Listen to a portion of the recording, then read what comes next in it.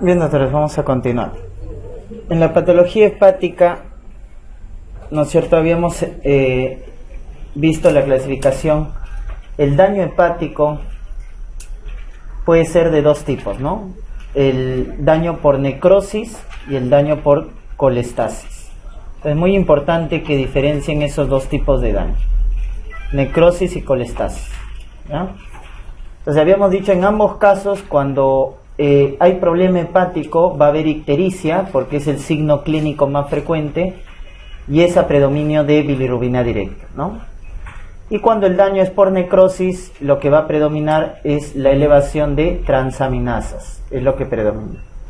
Cuando es colestasis, mucho más se eleva la bilirrubina, y lo que se va a elevar o se va a alterar es la fosfatasa alcalina y principalmente el GGT, que es la enzima más específica. De necrosis hepática, el más específico es TGP. Recuerden, TGP es primario del hígado. Y el más específico de colestasis es GGT, ¿no? Muy bien, entonces, y cuando hay necrosis, ¿qué debemos descartar? Justamente lo que vamos a ver: hepatitis. Hepatitis, isquemia o fármacos, ¿ya? Hepatitis, isquemia o fármacos. Muy bien, tres tipos de hepatitis: hepatitis alcohólica, hepatitis viral y hepatitis por autoinmune, por factor autoinmune. Entonces, la hepatitis alcohólica, ¿no es cierto? Ya hemos dicho, ¿quién se eleva más? Se eleva más la TGO, se eleva la GGT también en las hepatitis alcohólicas, típicamente, ¿no? Cuando la causa es viral, acá vamos a ver los virus de hepatitis, se eleva principalmente la TGP, ¿no? Y en la autoinmune, recuerden que el anticuerpo es antimúsculo liso. Antimúsculo liso, eso define que la hepatitis es autoinmune. Isquemia, los pacientes sépticos, los pacientes chocados, los pacientes con sepsis, shock, van a tener isquemia hepática, ¿no? Y fármacos, acá no te olvides del paracetamol, que da necrosis centrolobulillar hepática, ¿no? Paracetamol, necrosis centrolobulillar hepática. También está el metotrexate, la amiodarona, la nitrofurantoína. Son fármacos que llevan necrosis y a la larga también pueden llegar a fibrosis del hígado, ¿no? Daño crónico. En la colestasis, habíamos dicho, colestasis es obstrucción de vía biliar, por eso nos da coluria, acolia, ictericia. Esa es la triada de colestasis: coluria, acolia, ictericia. Y lo que nos expresa es que está obstruida la vía biliar, por lo tanto lo que debo solicitar es ecografía abdominal. O la mejor forma de evaluar en imagen la vía biliar es la colangioresonancia magnética. Recuerden, el mejor estudio de imagen para evaluar la vía biliar, colangioresonancia, pero la prueba inicial, ecografía. Esta prueba de imagen nos va a decir dónde está la obstrucción, si está en la vía extrahepática o intrahepática. Entonces, cuando es extrahepática, la colestasis, cuando la obstrucción está a nivel del colédoco. Entonces acá nos van a hablar de colédoco dilatado.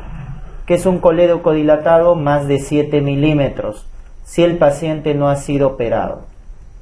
Más de 10 milímetros si el paciente ha sido operado. Y intrahepática, en la cual nos van a mencionar colédoco normal. El colédoco está normal, entonces la obstrucción, ¿dónde está? Intrahepática. Entonces tenemos esos dos tipos de colestasis: intra y extrahepática. Recuerden que la colestasis intrahepática, acá tenemos los problemas autoinmunes: cirrosis biliar primaria, colangitis esclerosante primaria, tipo de colestasis intrainmune. El síndrome de Caroli, que es la presencia de quistes a nivel intrahepático. Recuerden, desde cirrosis biliar primaria, su anticuerpo antimitocondrial positivo. De colangitis, su anticuerpo ANCA-P positivo. De síndrome de Caroli son Quistes a nivel intrahepático, recuerden la clasificación de quistes de vía biliar, Todani. Todani 5 es síndrome de Caroli. Quistes múltiples a nivel intrahepático. En los lactantes, la atresia de vías biliares. Colestasis neonatal, atresia de vía biliar. Y los fármacos. Hay fármacos que dan colestasis, ¿no? Por ejemplo, de antibióticos, la amoxicilina, la eritromicina, las sulfas dan colestasis. Antituberculoso, la rifampicina. Acá faltó isoniazida, da necrosis, aumento de transaminasas. Rifampicina es hepatotóxico por colestasis. ¿Quién más está? Los antipsicóticos, clorpromacina. Los anticonvulsivantes, fenitoína, carbamazepina, dan colestasis, ¿no? Entonces estos fármacos dan colestasis intrahepática. Y acá la extrahepática es colédoco está obstruido, en gente joven, causa benigna, ¿no? Coledocolitiasis. Coledocolitiasis. Y de causa maligna, los tumores periampulares a la cabeza, cáncer de cabeza de páncreas. Y acá va a estar elevado su marcador tumoral, ¿no? CA 19.9. Entonces acá es benigno, ¿no? Cálculo, coledocolitiasis. Ya está. Entonces de esa manera debemos enfocar los problemas a nivel hepático, ¿ya? Los problemas a nivel hepático, ¿ya? Una diferencia entre necrosis y colestasis, habíamos dicho que en la necrosis no corrige la prolongación del tiempo de protrombina al dar vitamina K, no se corrige. En cambio, si corrige el tiempo de protrombina al dar vitamina K, eso es colestasis, ¿no? En la colestasis se corrige el TP con fitomenadiona, en la necrosis no se corrige. Muy bien, y no se olviden de los dos cuadros congénitos que van a predominio directo. Ahí está el síndrome de Dubin-Johnson y el síndrome de Rotor. Dubin-Johnson es un problema en el transporte de la bilirrubina directa hacia los canalículos biliares. Y Rotor es un problema de almacenamiento. ¿Quién es el más frecuente? Dubin-Johnson. Dubin-Johnson es el más frecuente. ¿Y quiénes son los congénitos a predominio indirecto? Gilbert y Kliger-Najar. Esos son los congénitos, pero a predominio indirecto, por el déficit de la UDP glucoronil transferasa. ¿Quién es el más frecuente? Gilbert. El Gilbert es el más frecuente, el déficit leve de la enzima, ¿ya? Muy bien, entonces vamos a ver la patología hepática. Ya está, nos quedamos acá. En la evaluación inmunológica del paciente diagnosticado con hepatitis B, el marcador que incrementa el riesgo de transmisión, cuando un paciente tiene más riesgo de contagio, cuando está con alta carga viral. ¿Cómo detecto la replicación, la multiplicación? De manera cualitativa, el antígeno E. De manera cuantitativa, cantidad, PCR. Entonces debería haber una correlación, ¿no? Entre el antígeno E positivo, que me indica que se está replicando, y el PCR, que me indica la carga viral exacta. Entonces el que me indica mayor riesgo de infectividad es cuando el paciente tiene alta carga viral. Por lo tanto, el que me indica expansión es el antígeno E. El mejor es PCR, ¿no? El mejor, porque es más objetivo. La vía de transmisión de la hepatitis A, fecal oral. Tanto de la A como la E es fecal oral. ¿A los cuántos meses de edad se comienza a colocar la vacuna contra la hepatitis A? A partir de los 12 meses. Porque la hepatitis A es una vacuna que contiene un virus vivo atenuado, ¿no? 30 años. En un examen de rutina se encuentra antígeno de superficie contra la hepatitis B. Antígeno de superficie. antecedente de pareja sexual, consumidor de drogas. Los marcadores para hepatitis B son anticore, ¿no es cierto? IgG positivo, anticuerpo contra el antígeno E positivo, y también nos da el anticuerpo contra el antígeno de superficie positivo. Ya está. El IgG nos dice que es crónico. El anti-E nos dice que está inactivo. Pero lo que nos falta ver es que si tiene hepatitis o se trata de una infección pasada. ¿Y eso quién nos define? El antígeno de superficie y el anticuerpo contra el antígeno. Si tiene el antígeno positivo, nos está indicando que tiene la infección. Entonces es una hepatitis crónica inactiva. Pero al tener el anticuerpo, nos está diciendo también que se ha curado, que se está curando. Entonces, si tuviera solo esto positivo, el anticuerpo sería una infección pasada, pues, ¿no? Ya pasó la infección y ya tengo el anticuerpo. Y yo les mencioné en qué casos tenemos antígeno de superficie positivo y el anticuerpo contra el antígeno de superficie positivo. Cuando estaba en el periodo de convalescencia. En ese momento los dos pueden salir positivos. O pueden tratarse, otra causa sería que se trate de dos serotipos diferentes, ¿no? Uno en el cual ya me había infectado y esta es una infección nueva. O sea, si son dos serotipos diferentes, también te puede dar. Muy bien, entonces la respuesta es la A, ¿no? Periodo de convalescencia, te da los dos positivos. En relación con la infección por virus de la hepatitis B, ahí está, anticuerpo de superficie positivo y todos los demás marcadores negativos. ¿En dónde? Entonces, esto de acá lo vemos en curado o vacunado, pues, ¿no? Ya está. Curado o vacunado. Ya está. Ahora, acá vacunado nos dice vacunado reciente. Entonces, la vacunación inmediatamente no genera anticuerpos. A los 30 días recién se generan los anticuerpos. Entonces, no podría ser vacunado. Al aplicar este término, vacunado reciente. O sea, no se forman automáticamente los anticuerpos. Tardan en formarse y en detectarse. Por lo tanto, la respuesta correcta acá es la E. Infección en el pasado lejano. Infección en el pasado lejano. ¿Ah? Muy bien. Pregunta 91. Varón de 25 años con ictericia de piel, mucosas, fiebre. El anticuerpo contra la hepatitis A es positivo. ¿Pero qué anticuerpo? G. ¿Y hay hepatitis A crónica? No.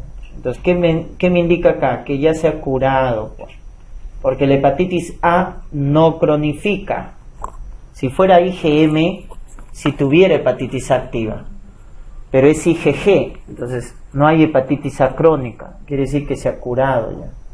El anticore positivo, ¿no? Anticore positivo. Con anticuerpo contra el antígeno de superficie positivo. Entonces, si tengo el anticuerpo, es curado o vacunado, ¿no? Entonces, no tiene la infección. El anticuerpo contra el virus de la hepatitis D es negativo. ¿Quién es el único que está saliendo positivo? El virus para la hepatitis C. Porque en los demás es curado, o en el caso del B puede ser curado o vacunado, ¿no? Por lo tanto, ¿qué tipo de hepatitis tiene? La hepatitis C. Es lo que tiene activo. Muy bien.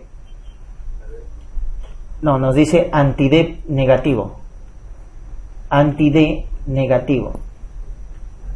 ¿Listo?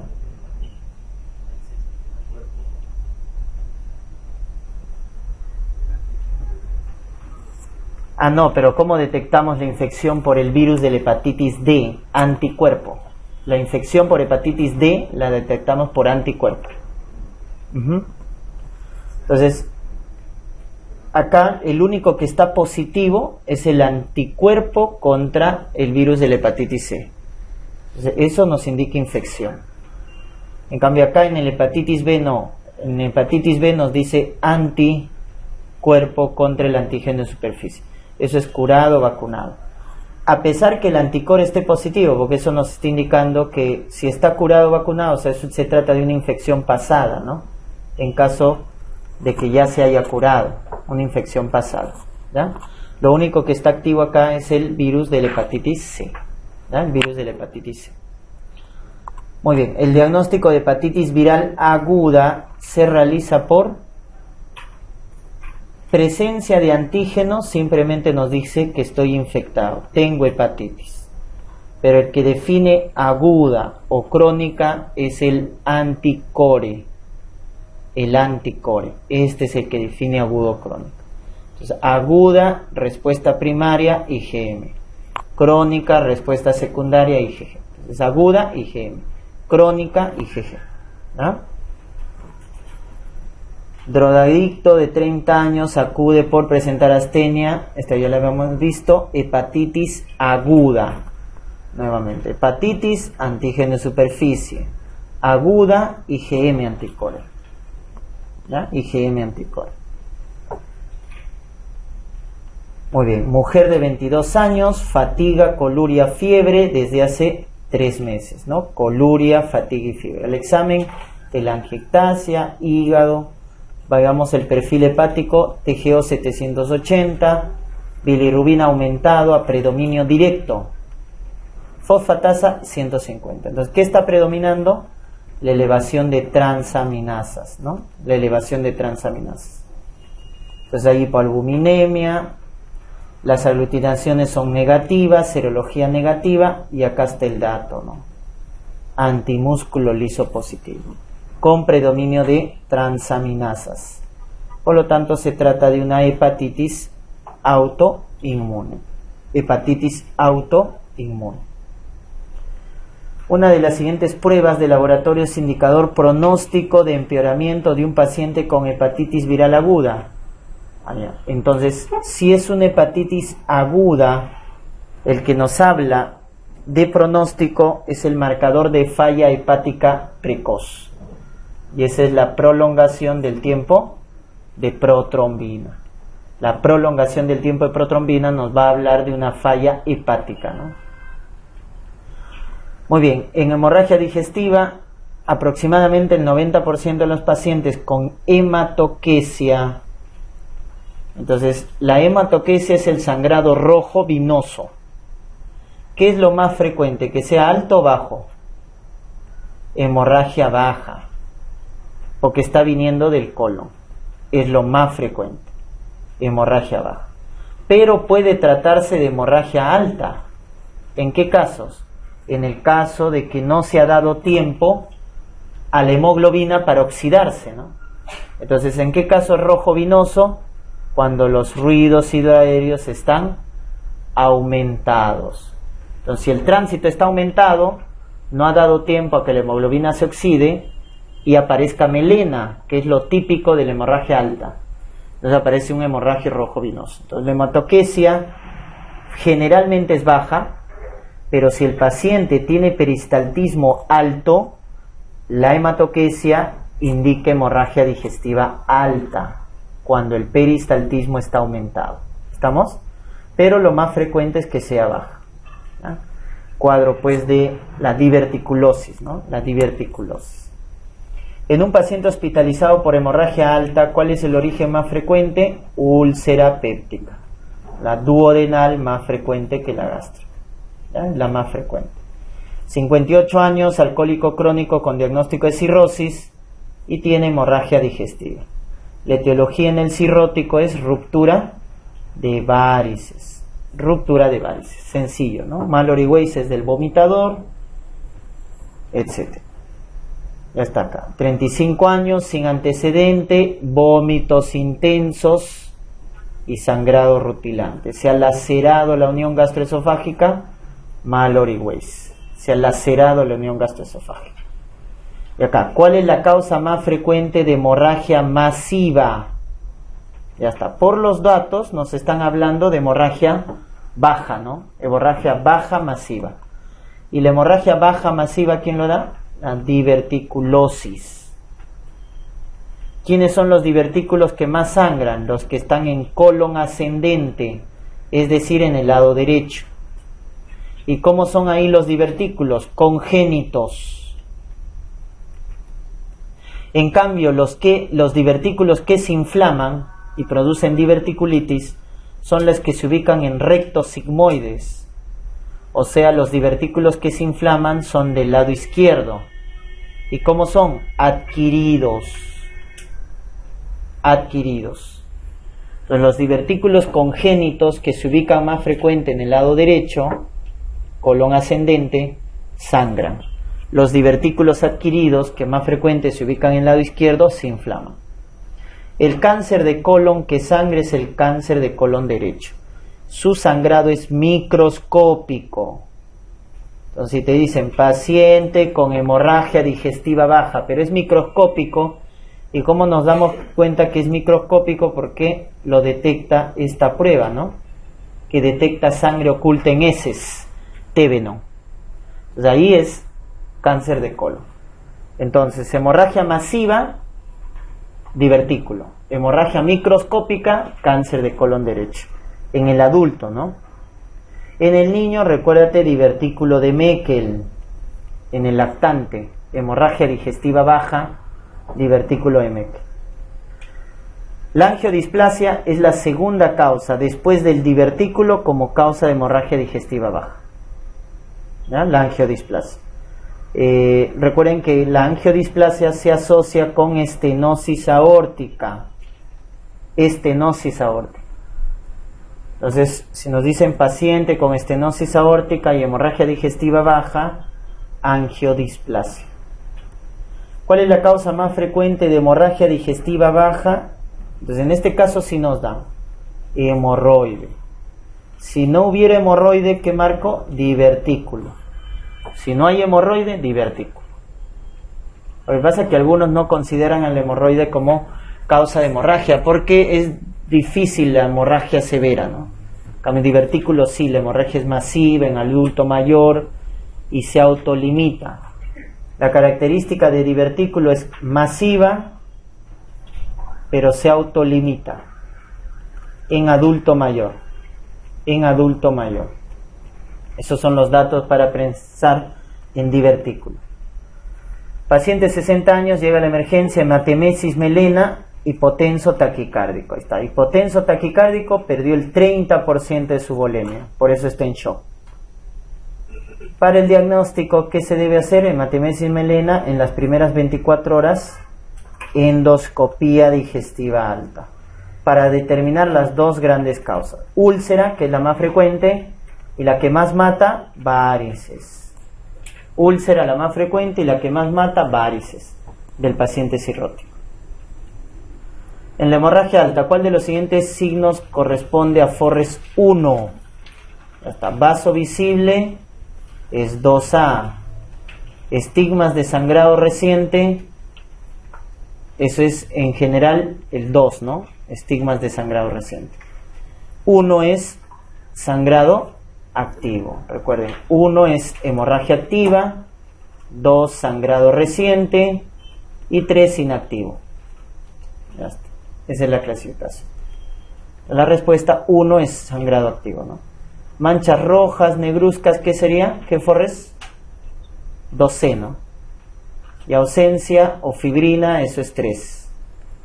3 fibrina, ya, sangrado inactivo.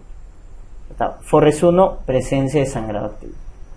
Coágulo adherido es 2B. Coágulo adherido es 2B. En manejo, 43 años, con antecedente de úlcera, presente hematemesis melena, nuevamente, miren, hipotenso, taquicardia, hemoglobina en 6. ¿Cuándo transfundimos plaquete globular? Cuando es menos de 7. Y si tiene infarto, menos de 9. Ya está. A todos los pacientes cuando tiene menos de 7. Y si tiene infarto agudo de miocardio, cuando es menos de 9. Porque la anemia lo descompensa. Entonces, ¿cuál es el manejo inicial? Transfundir paquete globular por la hemoglobina. Ya será endoscopía, pues, ¿no? Para ver el pronóstico con la escala de Forres. Varón de 46 años que acude a emergencia por lipotimia a hematemesis melena. Entonces, cuando un paciente sangra, tengo un paciente con hemorragia digestiva alta, si su presión y su frecuencia cardíaca, ambos están normales, ha perdido el 10% de su volemia. Si su presión está normal y su frecuencia está aumentada, o sea, tiene taquicardia, perdió el 20%. Y si el paciente está con hipotensión y taquicardia, ha perdido el 30%. Acá ya se choca. El shock hipovolémico es cuando se pierde el 30%. Y si está hipotenso, taquicárdico y en coma, trastorno del sensorio, ha perdido el 40%. ¿No? Entonces, de esa manera, esto es lo primero que debemos hacer. Si la hemorragia lo está descompensando hemodinámicamente. Entonces, tiene hipotensión, tiene diaforesis. ¿Cuál es la indicación inmediata? Venoclisis con solución salina a chorro. Está chocado, hay que dar solución salina a chorro, ¿no? Fluidoterapia, lo primero que debo dar. 48 años, cirrótico, hematemesis. ¿Qué fármaco le doy cuando la hemorragia es por varices? Análogo de somatostatina, octeótride. Análogo de somatostatina, octeótride. La vasopresina lo empleamos en el síndrome hepatorrenal. Síndrome hepatorrenal, ¿no? Lo habíamos visto. Norepinefrina, vasopresina, terlipresina. Y omeprazol damos cuando la causa de la hemorragia es úlcera. Octeótride cuando es varices, omeprazol cuando es úlcera.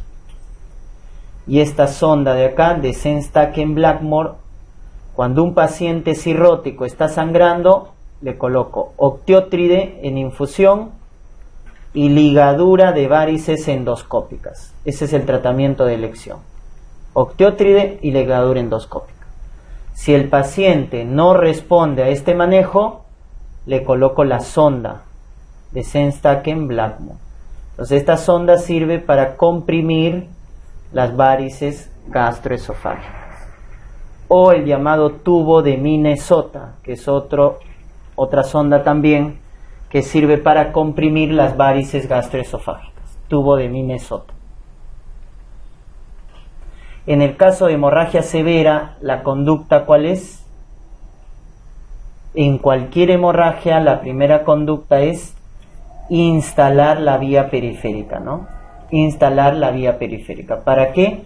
Para indicar la fluidoterapia intensiva. ¿En cuál de las siguientes entidades clínicas el dolor se describe como recurrente? La apendicitis es agudo. Intususcepción, el niñito con dolor intenso, es agudo. Obstrucción también. Pancreatitis también.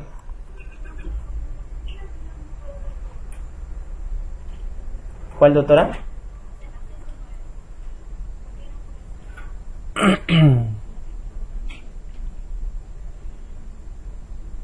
La conducta adecuada es, claro, es que lo más importante en el manejo de hemorragia es la fluidoterapia. Como parte, ¿no? Si nos dicen acá trastorno de sensorio, tal vez mantener la vía ABC, ¿no? Mantener la vía aérea libre. Colocar la sonda, cateterismo es algo adicional que se hace, ¿no? Pero no es lo más importante. Lo más importante es la colocación de la vía, ¿ya?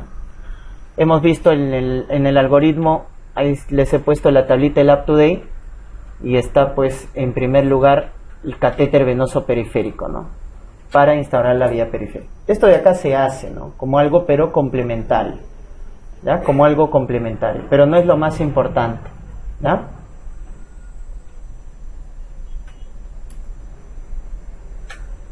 Muy bien, estábamos acá.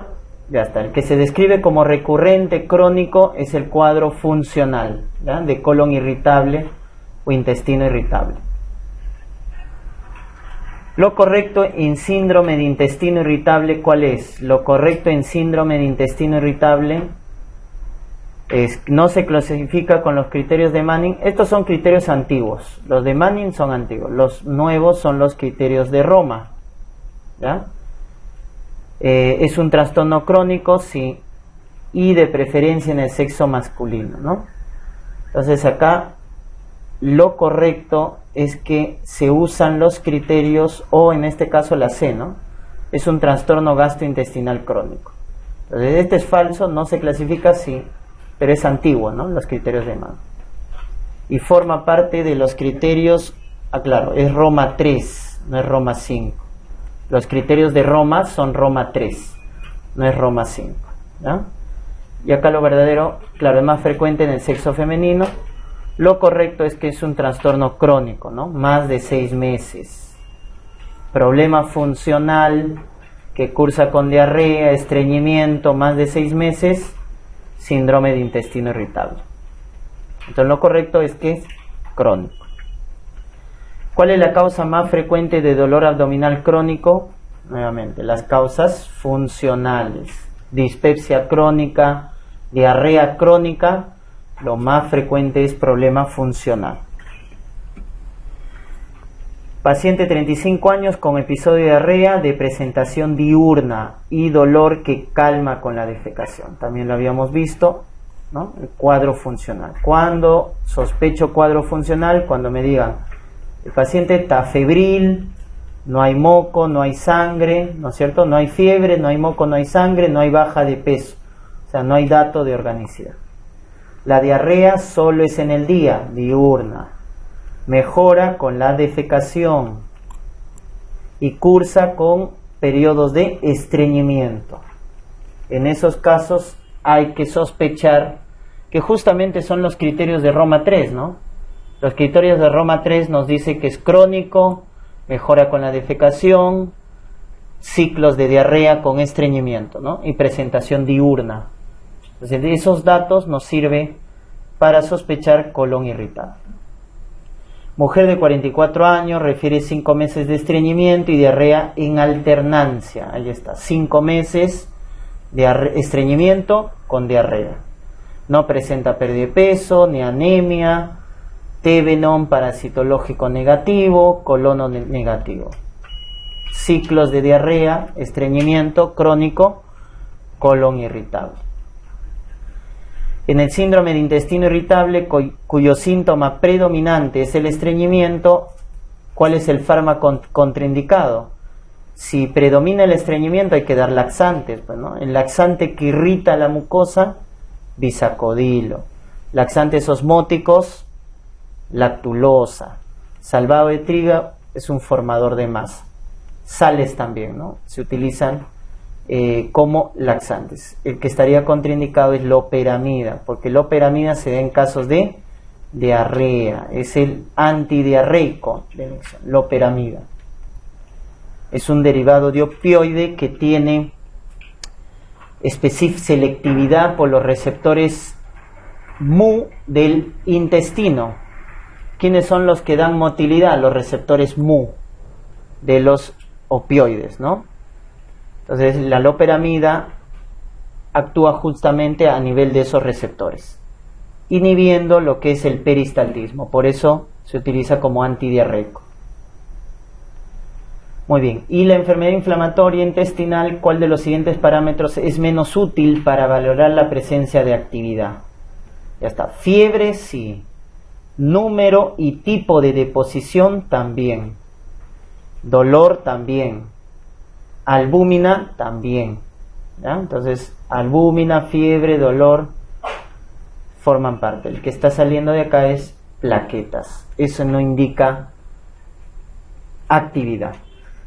Entonces, de acuerdo a estos valores de fiebre, albúmina, número de posiciones, dolor, síntomas, clasificamos el brote en leve, moderado y severo. Estos nos sirven para calificar el brote, leve, moderado, severo. Entonces, si es leve, sulfasalacina. Si es moderado, además de sulfa, le agregamos corticoides por vía oral. Y si es severo, además de las sulfas, corticoide por vía endovenosa. Ese es el tratamiento. Al leve solo sulfas, al moderado sulfa más corticoide oral y al severo sulfa más corticoide endovenosa. Si el paciente es córtico resistente o córtico dependiente, inmunosupresores. ciclosporina, azatropina. Cuando es córtico resistente, o sea, no responde corticoide, o córtico dependiente, que si yo suspendo el corticoide el paciente recidiva, damos inmunosupresores. Y en casos refractarios, la terapia biológica, no se olvide. Los inhibidores del factor de necrosis tumoral alfa. ¿Ya? Ahí está el infliximab y el adalimumab. El infliximab y el adalimumab es la terapia biológica que empleamos en estas patologías. Muy bien, más o menos esa es la secuencia entonces en el tratamiento. En la colitis ulcerosa, ¿cuál es la manifestación extraintestinal más frecuente? Entonces, las complicaciones, el problema extraintestinal más frecuente es el compromiso articular, la artropatía, es lo más frecuente. Recuerden que están formando parte de las espondiloartropatías seronegativas, por eso tienen el HLA B27, ¿no? El HLA B27. Y su compromiso más frecuente es la artropatía. Compromiso ocular, uveitis anterior. A la uveitis también se le llama iridociclitis. Uveitis o iridociclitis. Muy bien. El pioderma gangrenoso es propio de la colitis ulcerativa, no te olvides. La colangitis esclerosante primaria es propio de la colitis ulcerativa. El megacolon tóxico es propio de la colitis ulcerativa. Estas tres complicaciones, acuérdate, porque se presentan sobre todo en colitis ulcerativa, más que en enfermedad de Crohn. Muy bien, en la enfermedad de Crohn, ¿cuál de las siguientes es falsa? La inflamación Crohn, recuerde, puede afectar desde la boca hasta el ano. Por lo tanto, no puede ser continua, pues, porque si fuera continua afectaría todo el tubo digestivo. Entonces es segmentaria. Y forma fístulas. Como forma fístulas, ¿cómo es su afectación? Transmural, todas las capas. Segmentaria, transmural. Ese es Crohn. Entonces, ¿es un proceso transmural? Verdadero. Forma fístulas, verdadero. Son frecuentes, la lesión aftoide es la manifestación más temprana, verdadero. Son sus úlceras, ¿no? Tipo aftas, longitudinales. Son frecuentes los síntomas sistémicos también, porque hace compromiso extraintestinal. Entonces, ¿cuál es lo falso? Lo incorrecto, falso, es que se inicia en el recto y se extiende a todo el colon. No, esa es la colitis ulcerativa. Recuerden que Crohn, su afectación más frecuente es iliocecal. Justamente nos preguntan acá, ¿no? La zona que más afecta a Crohn y tuberculosis, no te olvides, es la zona del ilion terminal. La diferencia es que TB destruye la válvula iliocecal y Crohn conserva la válvula iliocecal. TB lo destruye y Crohn conserva la válvula, ¿no? TB genera granulomas con calcium y Crohn granulomas sin calcium. Y hasta de los siguientes fármacos, ¿cuál no es responsable de la colestasis intrahepática?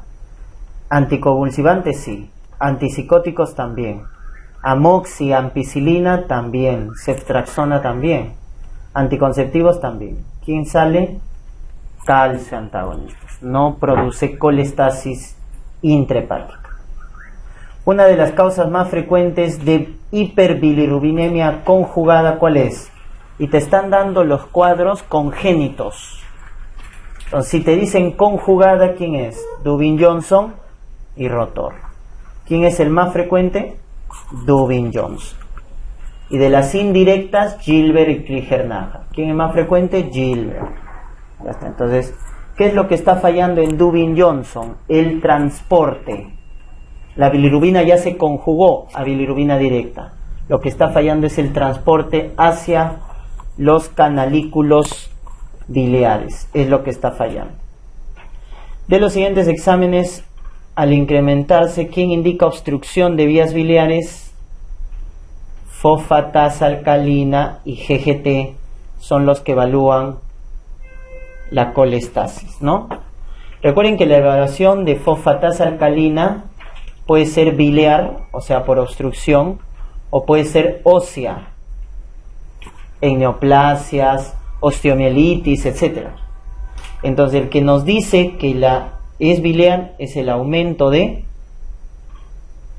GGT. El aumento de GGT. Eso nos dice que es biliar.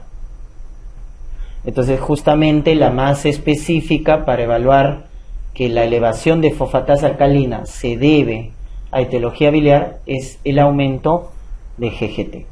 ¿Ya? Varón de 17 años que en consulta externa con tiempo de enfermedad de 5 días presenta ictericia de piel y mucosa. Refiere que hace una semana está sometido a estrés. Al examen no se encuentra hallazgos patológicos, a excepción de la ictericia. Su perfil hepático, bilirrubina en 4, a predominio indirecto. Todo lo demás, normal. Cuando tenemos esto de acá, donde nos dicen perfil hepático, todo normal, solo la bilirrubina indirecta está aumentada y es un adulto, ¿no?, joven, síndrome de Gilbert. ¿Y quién lo descubre a Gilbert? El ayuno, la infección, el estrés. Esto va a desencadenar que el síndrome de Gilbert se exprese y haga una ictericia predominio indirecto de etiología congénita, ¿no?, por el déficit de la UDP. Kliger-Najar se manifiesta en lactante. Kliger-Najar en lactante. ¿Quién no responde a fenobarbital? ¿El 1 o el 2? El 1. El 1 no responde porque es el grado severo. El 2 es el que sí responde al tratamiento con fenobarbital. El 2 sí responde porque el déficit es moderado. El 1 se muere, ¿no?, por las secuelas como el kernicterus. Ya está. En el 85% de pacientes con TB intestinal, nuevamente, el sitio de afección es la región ileocecal, con destrucción de la válvula, con formación de granulomas con calcio. La ubicación más frecuente de tuberculosis, nuevamente, ileocecal, ¿no? Ileocecal. Ya está. Diagnóstico en paciente varón de 25 años, procedente de asentamiento con antecedente de dolor abdominal. Presenta náuseas, vómitos, sin alza y escasa eliminación de flatos. Al examen pálido, adelgazado, abdomen distendido, niveles hidroaéreos. Ya eso nos da el cuadro, ¿no? Obstrucción ilio por bridas. No, pues ilio por bridas, ¿qué antecedente? Postquirúrgico. Ilio paralítico, cuadro metabólico. Metabólico, ¿no? La hipocalemia. ¿Qué otro cuadro? Toda patología que habíamos dicho que comprometa el retroperitoneo. Absceso, hematoma, inflamación, pancreatitis aguda, que compromete el retroperitoneo, va a dar un ilio paralítico. Ahora, la causa más frecuente de ilio paralítico es poscirugía inmediata, ¿no? Obviamente, o sea, el paciente se opera, la anestesia hace parálisis del músculo liso. Entonces, poscirugía inmediata, el paciente hace ilio paralítico, ¿no? Lo normal es que dure hasta el 5.º día más o menos el ilio. Si se prolonga más de 5 días el ilio paralítico post cirugía, ya hay que descartar patología, ¿no? Bridas es postquirúrgico pero tardío, ¿no? Bridas es postquirúrgico tardío. Ya está. El ilio biliar que tienen que darte, paciente con colelitiasis, cálculos grandes, más de 2 centímetros. Como el cálculo es grande, erosiona la pared y forma una fístula colecisto duodenal, y eso al final va a obstruir el intestino, produciendo ilio biliar. Y el dato característico para pensar en ilio biliar es la aerobilia, gas en vías biliares. Es el dato característico de ilio biliar. Y la pseudoobstrucción, sospechen en adulto mayor que consume opioides. con adulto mayor que consume opioides, pseudoobstrucción. O sea, no hay una causa metabólica ni una causa mecánica, ¿no? El síndrome de Ogilvie, recuerden, lo van a ver en cirugía, síndrome de Ogilvie, es una pseudoobstrucción. Entonces acá la respuesta es TB, un cuadro de obstrucción. Recuerden, TB intestinal se perfora, malabsorción y obstrucción. Son las tres complicaciones de tuberculosis, ¿no?